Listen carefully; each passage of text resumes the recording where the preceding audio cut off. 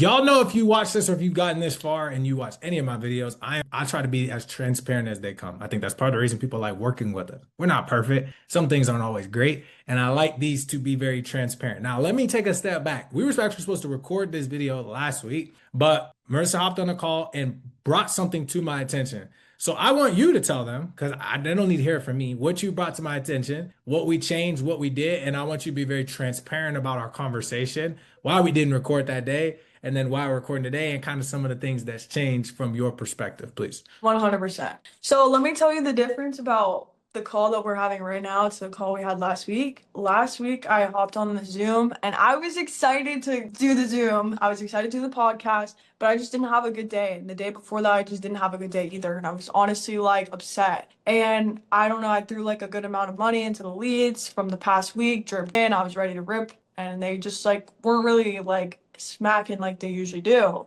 So honestly, when we hopped on the Zoom to do the podcast, I was like, you immediately kind of just saw my energy was just not there. And I felt so bad. I was like, oh, I'm wasting your time. I'm so sorry. But what we did was we just kind of went through like, hey, like, what's going on? Like, what's the problem? And I just basically was just like, honestly, the leads right now, like, they're not really hitting as hard. And I don't understand why. Like, I don't know what changed. I don't know what happened. Like if you scroll up from the beginning of my sheet, like almost every single one was green. And I was just kind of like upset. But then we went through it together and we kind of just saw like what ads you got to see what ads like weren't working. And I'm honestly happy that we had that conversation because now like it's like everything's good now and I'm like back to like normal, I guess I would say, but I lost my train of thought. Sorry. You're good. You're good. That was the point I wanted to make. So just for clarity for those that are listening, like I try to be transparent. We have tons of agents that are crushing it. We've had over now 700 agents who've IP 40K a month. We have tons of these videos. We have over 200 of these videos now.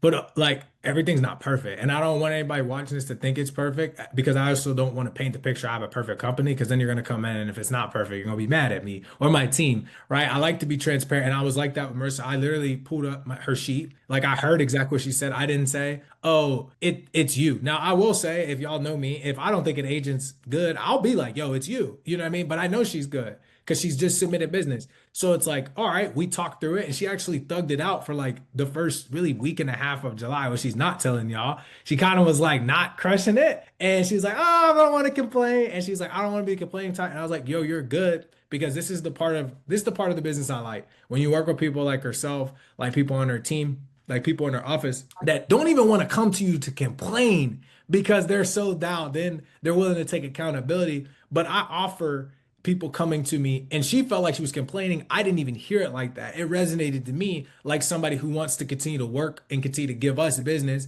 and we see it as a partnership. So she brought her issues to the table. We literally pulled up her Google sheet. We went through everything. I calculated her cost to acquire a client. We looked at all the leads she was getting. And then we detailed out a very simple game plan. And I said, look, let's do this. Let's put a hold on ordering some leads for a little bit. Let's go back and rework them, reassign them, which I'm sure she did, etc. And then I was like, let's reconvene. Let's talk again on Tuesday. And I went through and identified where all of our closers were coming from, not just saying they were coming from these leads, but actually going in and looking at the ads themselves and then pulling out those ads and then saying, hey, let's go and adjust some things to make sure that we can improve the leads. And I told her I appreciated it. She was like, oh, I waste your time. I'm like, no, no, no, no, no. If I don't get that feedback, we don't scale. Like I'm not in your office. I don't see your sheet. So if that data is not given to me or my team, we're just like everything's good. And that's what I really appreciate. So I wanted to make sure everybody was clear about that because it's dope that she wrote 50, right? She's had a 34K week, but I don't even want to call it a low, but it's not always hidden.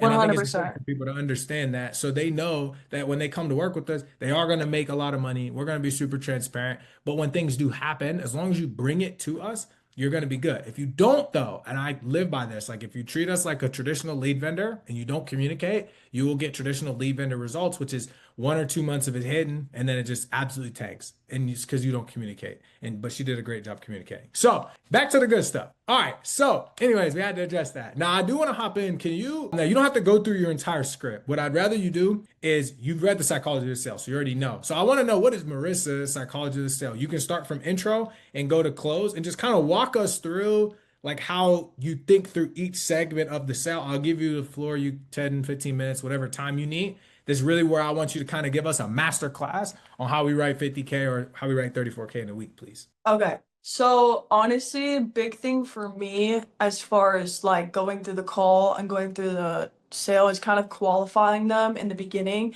as quickly as possible. And the reason why I like to get them kind of qualified or interested in the very, very beginning is because I don't want to waste my time. I could go on to the next person and already be through and presenting to them. But I try to get rid of the shoppers absolutely immediately. I'm not here to give you just the price. We're going through it together. I'm gonna hold your hand. But basically, in the beginning, like I like to set micro commitments and basically just throw their why back into their face like 10 times. Okay, got it, John. So, God forbid if you were to pass away, like tell me, what would that look like for your wife if she didn't have this in place? But you have to go into debt, but you have to ask for help. Like, I'm asking these hard questions because this person probably didn't even think about this until I called him, until I talked to him on the phone today. So the more questions that I'm asking them in the beginning, the better it is. If I get hung up on, great. Thank you. Thank you, John, for saving me my time. Now I'm on to the next person. I don't care.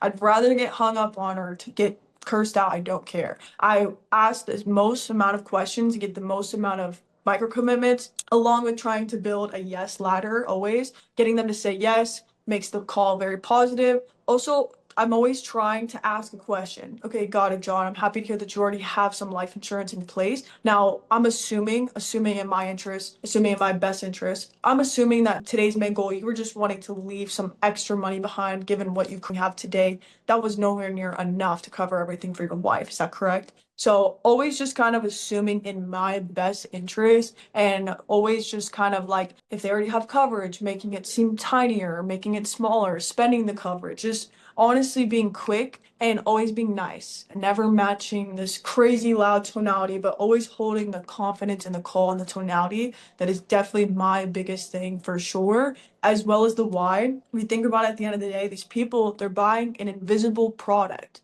They're never going to see this product ever. So you need to paint the picture for them. Whoever paints the picture the best is how you're going to close the most. I want these people to tell me, yeah, my wife will go in today. Okay, perfect, John.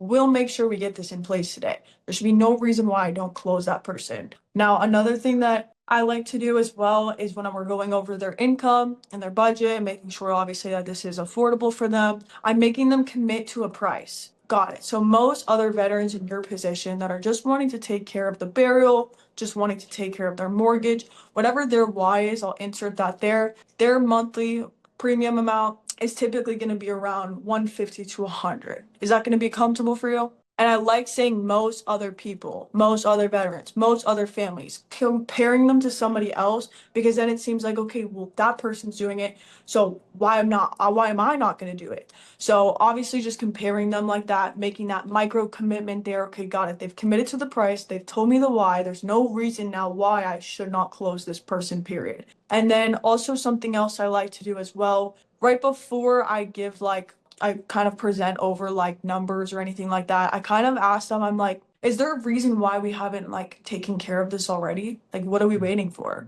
And then they kind of restate their why or an issue that they had in the past right then and there so I can clear it up for them right before I'm about to close them. That's gems. That's kind of got what I got at the moment. Got you. No. You went crazy. I really like how you pre-frame them before you close them too, to like get that last yes just before you go into the close. I do want to talk about that because you do write some pretty big policies, and I know people kind of have this back and forth between, oh, I can invite veterans like they don't have a lot of money, and then some people say they do, which I believe they do relative to like a final expense lead. But when Yeah. you close, how are you pitching the close? Like, are you going with one option, then downselling? Are you showing all three and then like narrowing them down to two? Like, just give me a fake example, Sure. or at least for the people. Like, what is your thought process behind the close? Are you just pitching the number? Are you pitching the concept and the number? Like, what does that look like for you? So what it looks like is in the income part, I'm definitely trying to get how much they're bringing in a month or how much they're bringing in a year. Either one is fine, but I just need to make sure that they can afford what I'm about to present to them. So like if they're bringing in less than $200 a month, which sometimes they are broke and that does happen. So I'm not going to pitch them anything over 50. And if their age doesn't qualify, I'm going to tell them right then and there, hey, listen, I don't think this is gonna work. I'm saving myself from a chargeback and my time. Hmm. So on to the next. But if I do see somebody as well that their income is pretty okay, I'm trying to figure out something that is gonna fit within their income there. Now, when I do give them like prices and present them some numbers and everything like that, I'm always making sure that the two buckets that I give them are well within their price range and there's no I need to think about it.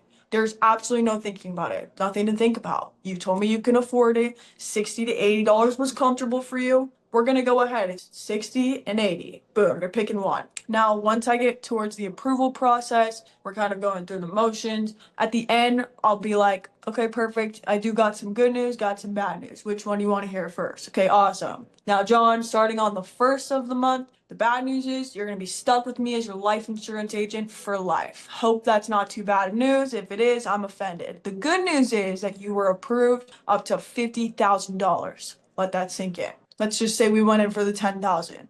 Okay, got it. So do you want to see maybe what more coverage would look like? Always, always, always. Go back Mm. and adjust. Yeah, what does 50,000 look like? Yeah, so 50,000, that is going to probably cost an arm and a leg. But let's take a look. It is recommending 20,000 for you. And then that's usually how I upsell them. And I upsell them usually at the end. Just because like I've built rapport, I have everything. They're locked in. I literally have everything. I'm at the end. Like I'm telling them that I'm gonna send them a policy packet. And they're like getting curiosity. Yeah, you were approved up to XYZ. Do you want to see what that would look like? Every single time they say yes. So then I just go back and give them some options. And sometimes, of course, I'm not gonna go from $80 premium to like $350. Like, no. Right. I'm gonna obviously, if it's not affordable and comfortable, I'm gonna confirm it a couple of times too. Okay, got it. And again, that 50,000 for that $300 a month, that's gonna be comfortable, correct? Okay, got that. So we're gonna be able to fit that in the budget, is that correct? And sometimes